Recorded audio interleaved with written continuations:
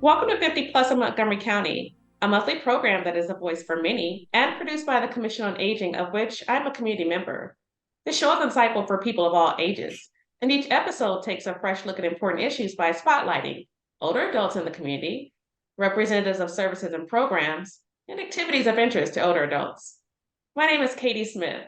On this month's show, we're going to cover two different topics. The first being the longevity of all Montgomery County centenarians, and second, how simple changes in mowing can lead to better results in our ecosystems. I have with me today Kathleen Lieberson and Sara Swarr. Kathleen is the recreation supervisor for the Montgomery County Recreation Department. She oversees senior centers as well as trips and tours for the senior program. Sara is a manager, and Sara's a manager at the Montgomery County Recreation Department as well, overseeing senior programs and the facilities team. Welcome. How are you Thank both? you. We're doing well, thanks.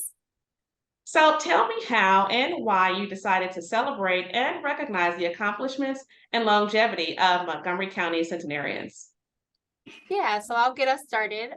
This idea actually came from one of our staff members. Tiana Abraham Smith is one of our center directors at the White Oak Senior Center, and she had a participant who was turning 100 this year. And at the center level, they did a small birthday party for her to honor the milestone. And it really dawned on Tiana that there must be other individuals in the county that are also turning 100 at some of our other senior centers, or who don't even participate in some of our senior centers, or who are already 100+ years old, and they should all equally be recognized and honored for this milestone. So Tiana developed a plan. She called Kathleen, kind of ran the plan by her. And then we set up a meeting with our director, Robin Riley, where our team pitched it to our director and our chief. And they loved the idea and supported us to move forward with creating this celebration. And that's why we're here today. Well, tell me about your plans to honor them. So we sent on invitations, and we are very excited to be able to honor 75 centenarians here in Montgomery County. We're going to do that at the Gaithersburg Marriott Washingtonian Center. We're going to do it on Friday, May the 12th. We're going to have a nice lunch, some music, and really a great celebration for all of those who are attending with we have their guests and families that will be joining them as well. Now, how many people are over 100 years old? So yeah, we have 75 coming.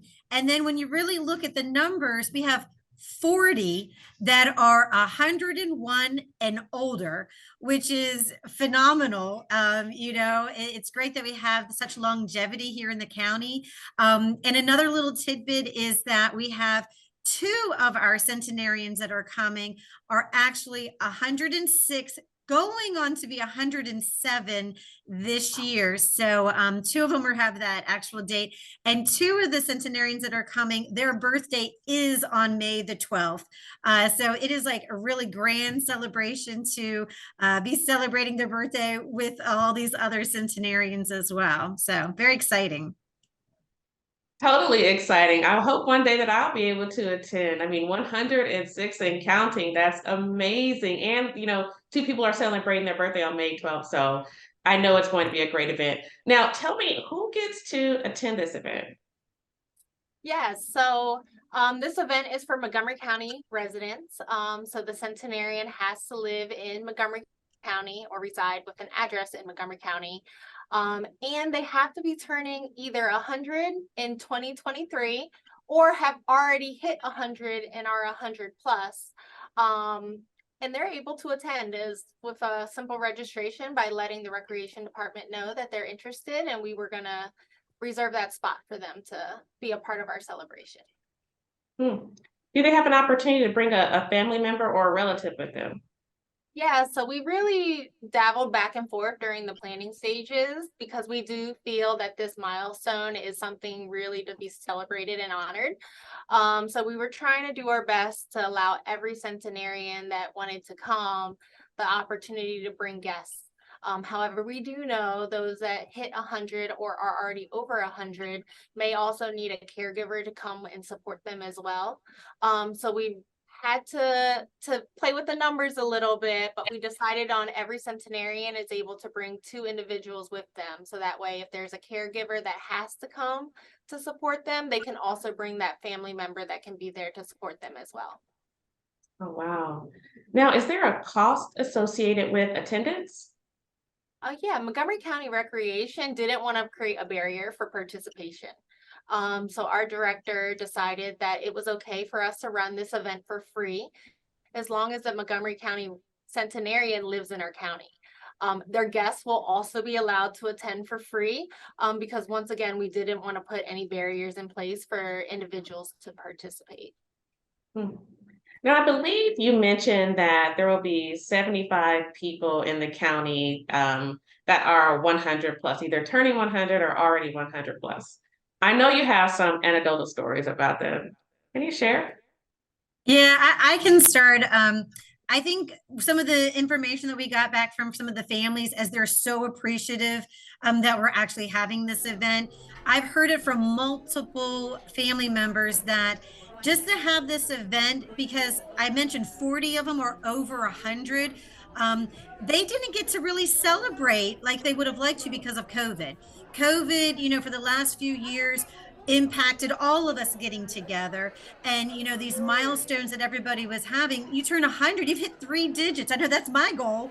I want to do that, and they weren't able to do these celebrations. They weren't able to bring family together. We want to honor them, and yet they really wanted to do it maybe on a bigger scale.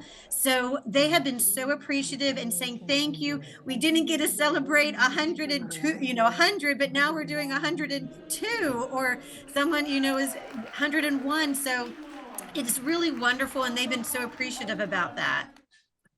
Yeah, and I would also add that as we were tracking our RSVPs, since we sent out official invitations to anyone in Montgomery County who was turning 100 or already 100, we received quite a bit of communication back that some people were not able to attend. And one individual in particular wrote a really nice letter to our recreation department letting us know that while her mother would not be attending our event due to some personal reasons, her mom lives in the Silver Spring area and was just completely tickled to be remembered. In October of 2022 was her 103rd birthday, and during COVID and being isolated for so long, she was not able to celebrate, and that our recreation department wanted to celebrate, honor, and appreciate them. Really was the little bit of that she needed to really bring that happiness and joy back into her life. So while centenarians might not be able to participate, even receiving the invitation in the mail really had a big impact on so many seniors in our community. I bet it did. Now, Montgomery County is hosting an event.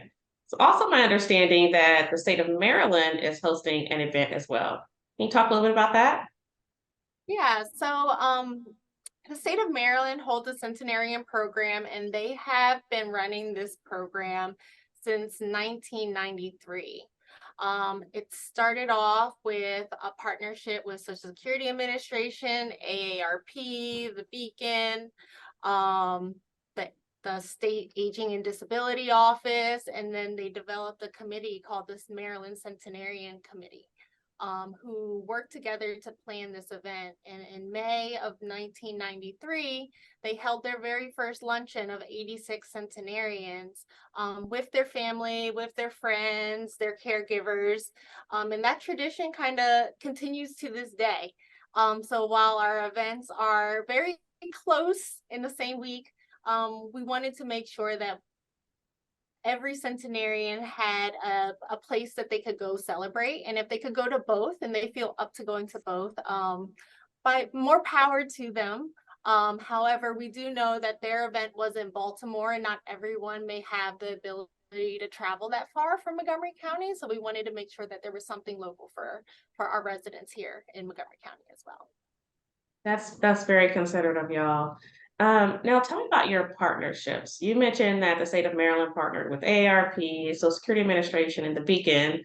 many of those organizations and entity, we work with as well at the Commission on Aging, but what partnerships do you have either within the state or across the county?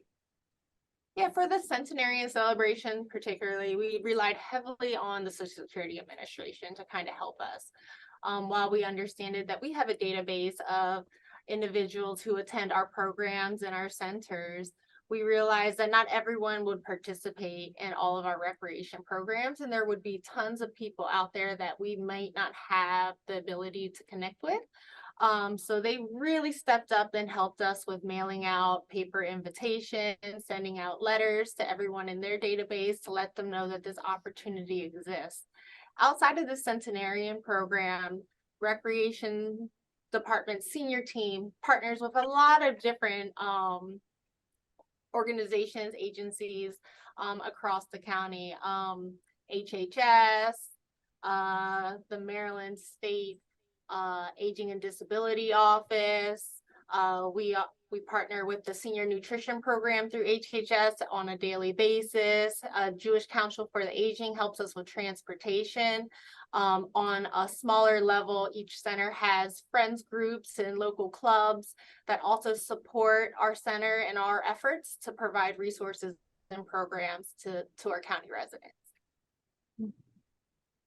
Well, what other types of programming do you have for older adults within the Department of Recreation? Well, it's wonderful that we have so many recreation centers throughout the county. We have aquatic centers. Our recreation centers, the community centers, are actually free in 23. So any community member can come in from Montgomery County and be able to use our fitness center and the open gyms that we have that's available. Our senior programs usually are no cost. Sometimes there's a minimal cost that we do have for certain classes, but we have 7 senior centers located throughout the county, and we have programs from art where we do watercolor and crafts and mosaics. We have fitness classes where we have Zumba, yoga, chair aerobics, Tai Chi. We have outdoor fitness equipment over at Holiday Park, so you can actually be on the outside and enjoy the nice weather and do some fitness over there. We have, table tennis. We had just recently did a billiards tournament. We have guest speakers, entertainers. We do a lot of wonderful special events. Just in March, we did a cardboard boat regatta where all of our senior centers made a cardboard boat out of cardboard, duct tape, and trash bags and had to go a length of a pool. It was fantastic. Damascus won, and they were ready to have it again next year. So we'll be doing that again. We are upcoming. We have Mother's Day events that we're going to be doing in Long Branch. We have a fashion show that's going to be great on May 17th. We do a senior summer camp for seniors 55 or plus, where we do day trips as well as we go to the pool. We go to a local area. Then we'll have a theme event. Last year was a Hawaiian luau where they learned how to play ukulele and enjoyed. And this year we're going to have a great Western theme event that's planned. Coming up, we're really excited. On June 23rd, we're going to be at Smoky Glen Farm for our 55 plus barbecue bonanza. It's going to be great. We'll have a lot of events that are going to go on there that it's $5 for our seniors to come and enjoy a great meal, games, entertainment, dancing, yoga. So, we have a lot of variety at all of our centers, and they can be seen on our website as well. We have newsletters and great things that they can come and participate in. I just want to say, go Damascus. It was great. I mean, every center, it was amazing, and the times that everybody did, but it's always nice to know who won the inaugural event that we had. So believe you me, many centers are ready to come back next year and compete hard for that title. And for the barbecue bonanza, folks can go to your website to learn more information about that. Yes, it will be posted on our website. Official registration will open up at 9 a.m. on May 8th. So definitely keep an eye out on our website and our social media, because we'll definitely be posting it as May 8th comes along. All right. I certainly enjoyed this conversation and gained a wealth of information. I want to say congratulations to all of the Centenarians in Montgomery County, as well as across the state of Maryland. But before I let you both go, is there anything else that you would like to share with us, something that we didn't cover? Well, I just want to make sure that if anybody wanted to reach out to us, we do have a phone number you can reach out to, which is our 240-777-4925, as well as you can always email at our rec.seniors@montgomerycountymd.gov. We love to hear from anybody, answer any questions. If you don't go to the website, that's a great way to reach us. We're always thinking about new programs or ideas that community members might want to do that we can help make happen. So we're really open to any suggestions and ideas to help serve our community. Kathleen and Sara, thanks so much for joining me. Thank you both for the work that you do in Montgomery County. It's purposeful, and I know many people and families appreciate it. We hope to have you back soon. Thank you. Appreciate it. Up next, we'll talk to Mary Travaglini. Mary is the manager of organic lawn and landscape for the Montgomery County Department of Environmental Protection.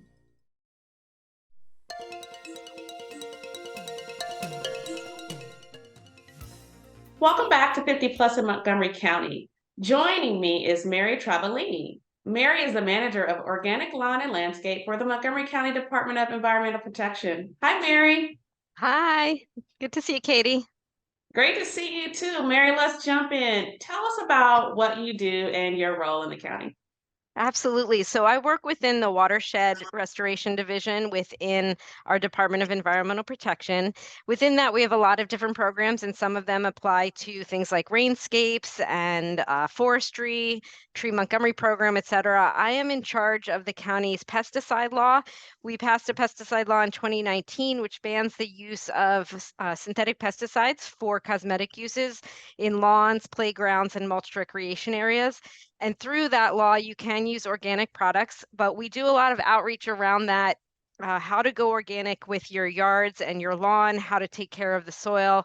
I also manage our pet waste program and help with some of our forestry operations within our division, and have a lot of fun doing outreach with the public about how to have a healthy lawn that actually benefits the environment.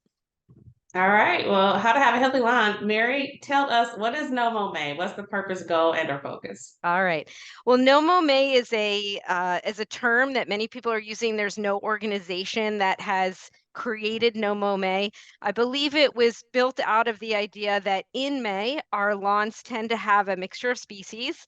And when those species are growing, they may or may not provide resources for pollinators. So just to explain what a lawn is, I like to tell people that a lawn is not a baseball field and it's not a golf course. It's a lawn. And a lawn is supposed to be a mixture of species. While it's primarily a monoculture of grass, there are other species that grow within the grass, and those include flowering plants, the things we all know like dandelions, but it can include violets, and it can actually include a large diversity of native species if we encourage and allow that to happen. What No Mow May is a driver to reduce or eliminate mowing of the lawn in May. And the idea behind it is that if we don't mow, then these flowering plants will be able to bloom. And the pollinators that are just kind of waking up from their winter slumber, the eggs are hatching and so on, will have things within the lawn to feed on. And if we reduce or eliminate mowing, they may be able to have a chance in flower. The idea behind it is a fantastic idea, but I will talk more today about what I believe, which is a mow better May, not necessarily a no mow May, because not mowing a lawn for an entire month or more, depending on your lawn, depending on your situation, may or may not benefit the environment, and it may also cause some harm within the environment, or also even make it really difficult to mow when it does come time to mow. And that's what No Mow May is. Well, Mary, can you elaborate just a little bit more about the connection between like mowing and the beginning of gardening season and what that means for pollinators and habitats? Right. So when our pollinators wake up in the spring, and that is a variety of wake up. Sometimes it's that a pollinator is hatching from from an egg that was left over the winter, whether it's in a plant stalk or attached to a tree, etc. And then other insects actually overwinter as adults. But if you imagine like a stem, a hollow stem of a plant, or under the bark of a tree, that adult insect may be resting through the winter and come out. And when they come out in the spring, they need to feed. And year round, when the weather is good for their temperatures, the various insects that we have are out there feeding. And they usually, one of their big sources of food is nectar. But they're also insects, of course, that eat other insects and microorganisms. The insects that feed on nectar are looking for flowers. Now, the primary source of their nectar in the spring is actually trees. It's up above us. It's what we're not noticing up in the canopy of the trees. That tree pollen and the tree nectar is a huge source of food, both protein and nutrients and sugars for our insects. But flowers on the ground as well, and flowers in our gardens throughout the year provide nectar and pollen for insects. And within the lawn, like I said, it's a variety of plants. It should be a variety of plants. We may have those flowering plants. And some of the plants that might be good nectar sources include violets and clover, and again, some other species that are in the lawn. There are also flowers within the lawn that are actually not nutritious for insects. For example, you'll see sometimes online, it will say that dandelions are an early source of pollen for insects. And while that's true, it's actually a very low protein pollen source for our native insects. So I'm fine with dandelions in a lawn, but it's not actually the plant that we would want to encourage in a lawn versus some of the other flowering species.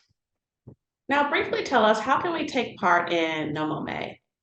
So to take part in Nomo May is really easy. It's just to stop mowing, right? That's the most simple action of Nomo May. But like I said, I prefer to say mow better May. And if we're not going to be cutting our lawns throughout the month of May or for part or all of the spring, there's a few things that we should focus on as well in doing that. One is take care of the lawnmower while you are not using it. That's sharpening your blades, getting a tune-up, maybe replacing it with an electric lawnmower, which is better for the environment, better for your health, better for the atmosphere. And also concentrate of, are there areas where I could reduce my lawn? Are there areas that I could improve my lawn?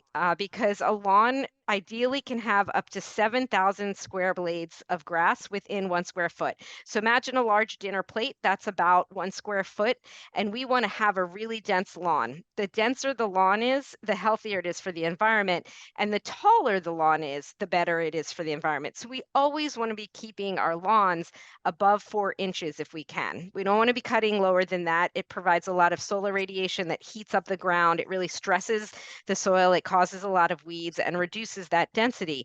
So before May, let's think about some overseeding and getting more seed on the lawn, getting that lawn denser. Let's work on our lawnmowers. A sharp lawnmower blade is really important because when you cut a piece of grass, when it's sharp and it's straight, it heals much faster. It doesn't cause evapotranspiration of water, and it heals faster. When you cut it with a rough blade, it's going to fringe like this, right? We can't see it as much, but all that surface area of all those cut cells are going to take longer to heal. It's going to stress the plant. You're going to have brown fringes. It's exposed to disease. So go ahead, sharpen your blades, get a second blade so you have a backup blade when it's time to turn it over, and prepare for a healthy mowing season. Raise those mower blades, replace, like I said, with electric lawn mowers and things of that nature. When we do cut the lawn, though, you usually don't want to cut more than a third of the blade at a time. So if your no mow May means that your lawn is getting way too tall, it's actually not going to be good for the grass when you end up cutting half or more of that off. It's going to be very stressed.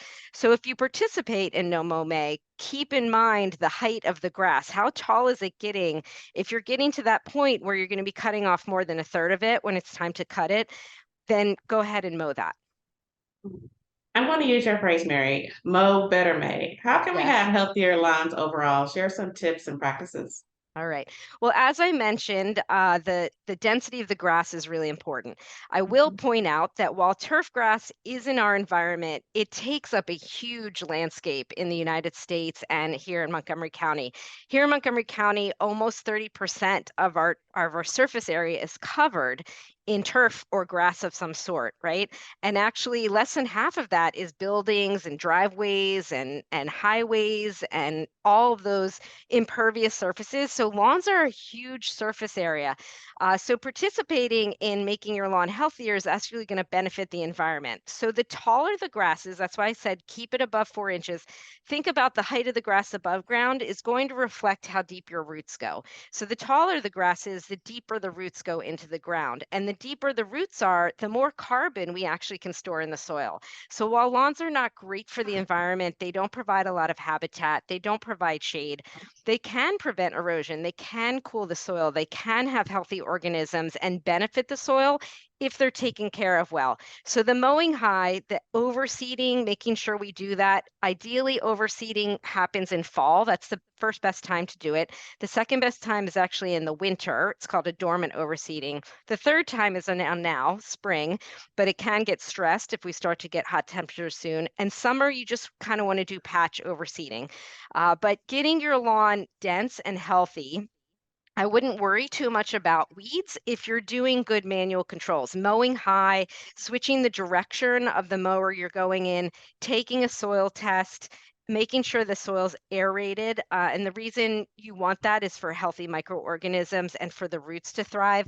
So if you were to go out, now it is raining while we're talking today, but if you had gone out yesterday or maybe on Sunday, oh no, Sunday's going to rain again, a day that hasn't been raining for a little while, and you take a screwdriver and you push it in the soil, if it's difficult to push it in, that means your soil is really compacted. So you want to talk about aeration, do a soil test. We have a lot of information on all of these different practices, but the denser your lawn is, the better it's going to be for the environment. So focusing on that density through overseeding, through mowing high so that you can shade out weeds and prevent weeds and encourage the grass to thrive, the better overall it's going to be for our environment, providing more oxygen, providing more soil microorganisms and so on. Mary, I have 30 seconds left, and you've already shared a wealth of information based on the science about how we can take care of our lawns. Is there anything else that you would like to say about diversity of flowers and pollinators? Yeah, I would say again, focusing on removing some of your lawn, creating pollinator habitats, planting trees that are flowering trees in your yards. These are really important, and focusing on native species if you can. Okay. How can we stay in contact with you, Mary? Well, you can go to our website, which is Montgomery County MD /lawns, and you'll find a wealth of information there. And if you'd like to email me, you can use our general email inbox, which is askdep@montgomerycountymd.gov.